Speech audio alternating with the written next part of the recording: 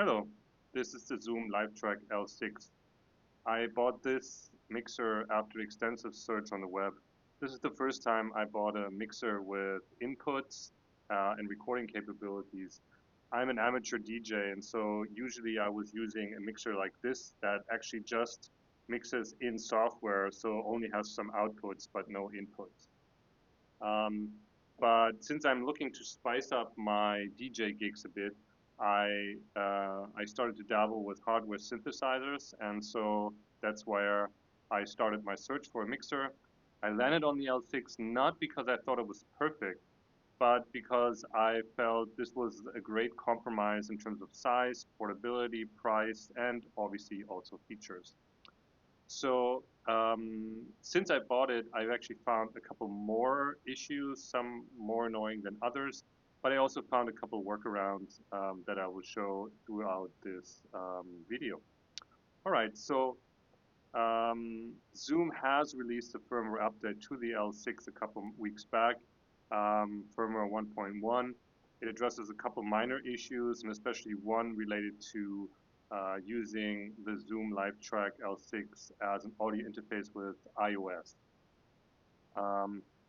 But since then, they have not done any updates, so let's inspire them a little bit with some additional feature requests. So throughout this video, I will cover a couple topics. So one is EQing and monitoring. Next one is using the L6 as a USB audio interface, and then finally recording and MIDI. So the first issue that I noticed after buying the device is that the monitor volume is actually impacted by the master volume. So if I plug in my headphones and I plug in my speakers and I want to listen just on my headphones, that's not possible because if I turn down the master volume, I also get zero volume on the monitors. So the workaround that I found was buying a monitor controller like this one. So this is the Swissonic M Control Plus. And so what I do here, I plug in the L6 here, and then I plug my speakers here. And what that means is that I can hit this mute button to turn off the volume entirely going to the speakers. So I monitor on the L6 itself, but have the output to the speakers on the monitor controller. What's nice about this is that my DJ mixer has cinch outputs, so I can also plug those in and then switch quickly around. And then also here, the stereo input I've actually connected to my laptop. Also, if I go to gigs and I take this with me and I need XLR outputs, then I got that, so I don't need any converter cable.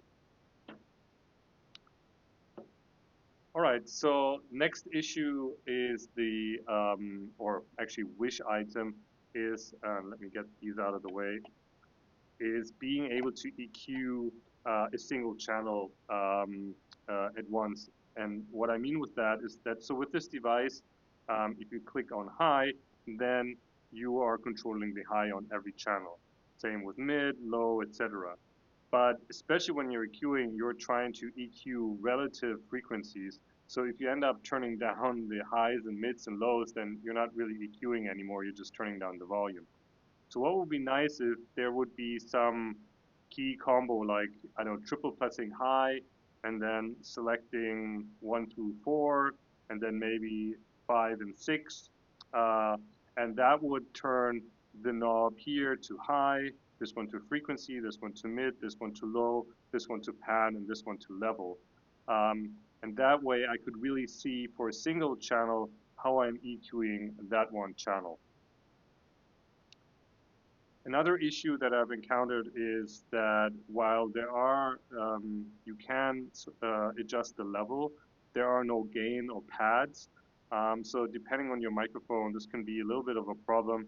So it would be cool to be able to set that maybe in the software and then store that on a scene so that you can quickly recall that so that if you have a very quiet mic, you can boost it up a bit and or if you have a very loud one, you can knock it down a bit without so you basically can then be a little bit more precise on the level knob down here.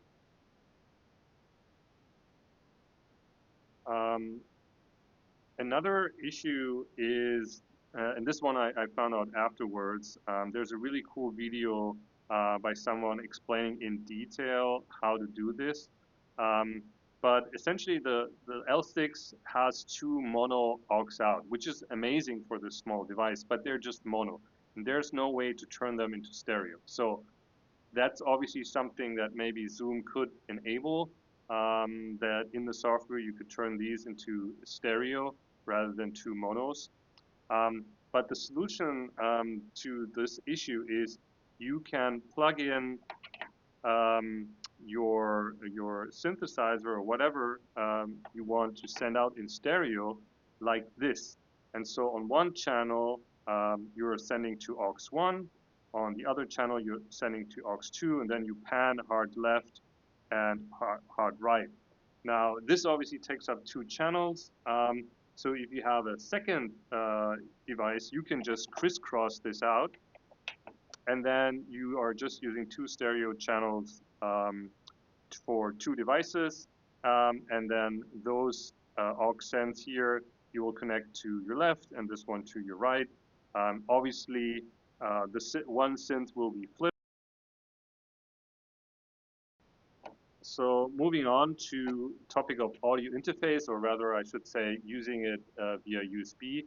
So this wishlist item is actually just adding an iOS app. So right now you can only configure the L6 from a desktop. And this device is perfect for iOS and iPads and so on. But they don't have an app for it yet. Now the thing is, they do actually have apps for several other mixers already for iOS. So it doesn't seem to be a major thing for them to also add one for the L6. Now, the next one is something I stumbled up over as well when I started using it as an audio interface, and that is that the master output comes out as channel 1 and 2 via USB. So that can get a little bit confusing because that means that channel 1 is channel 3 on the USB output, and channel 2 is 4, etc., etc. So it would be nice to have a configuration where you basically put the master on the very back. So it's a little bit less confusing, but then again, it's just something to get used to. Enable, you can alias your inputs anyway, so that way you can deal with it. So moving on to recording in MIDI, this was something that I knew about beforehand. If you set your L6 to record all the channels, then all channels are always recorded, even the ones that you might have muted.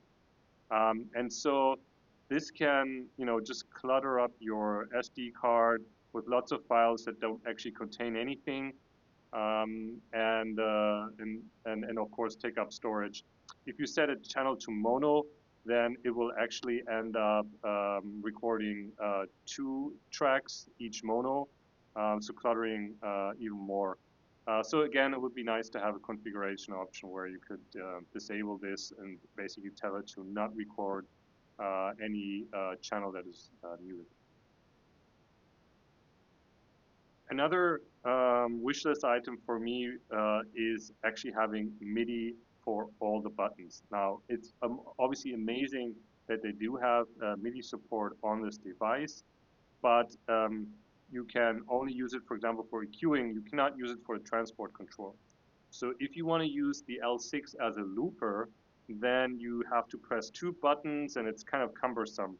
So what would be amazing if there would be some way to basically configure via external MIDI a single button that triggers recording to one of the 4 pads, and that maybe even allows you to time the recording, when you start playing, so you get better in-time recording.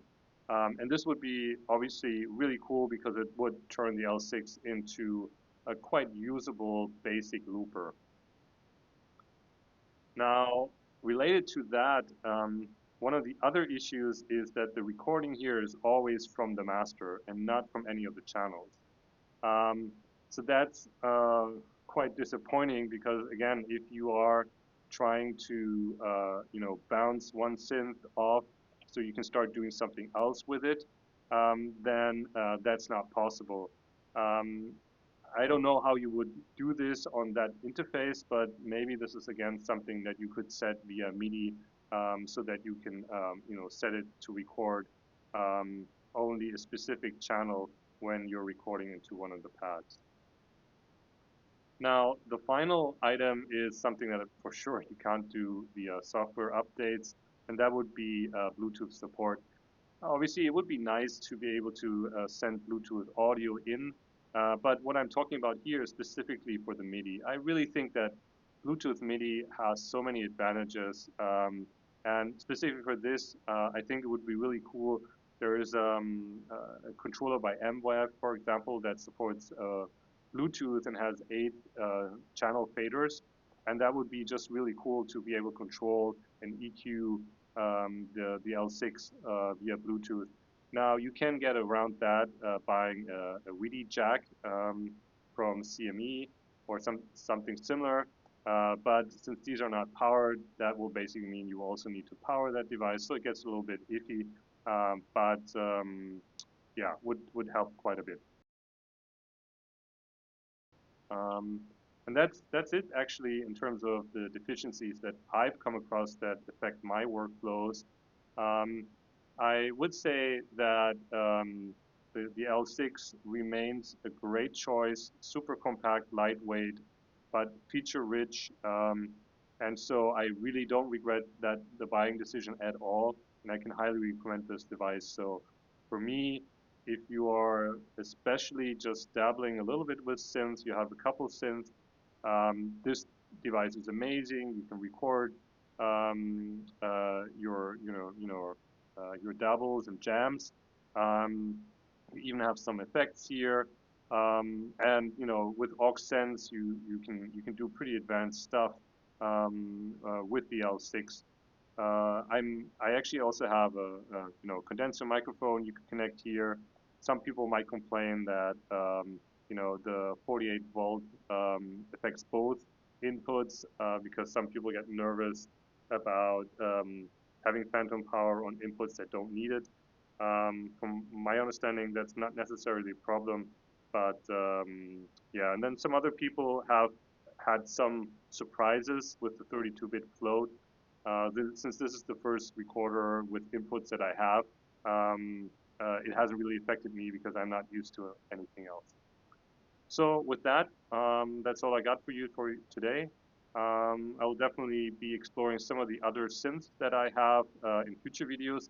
And also, I do quite a bit of video recording in outdoor sports. So that's something that I also want to address in a future video.